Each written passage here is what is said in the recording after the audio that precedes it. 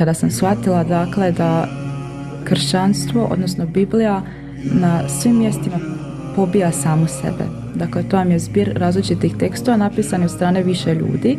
Kroz povijest je bila oblikovana i mijenjana i to kršćanski teolozi dakle javno priznaju.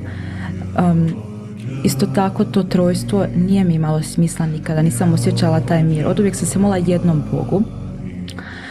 Zatim pitala sam se kako Isa alejhi selam može biti Bog i saznala sam da nigdje u Bibliji nije rekao ja sam Bog ili obožavajte me.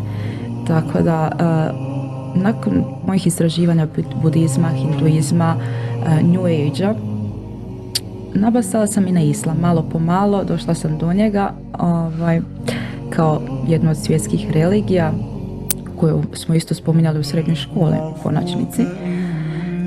I shvatila sam da je on zapravo dolazi od istog izvora i da je samo potvrda onoga što je bilo ranije.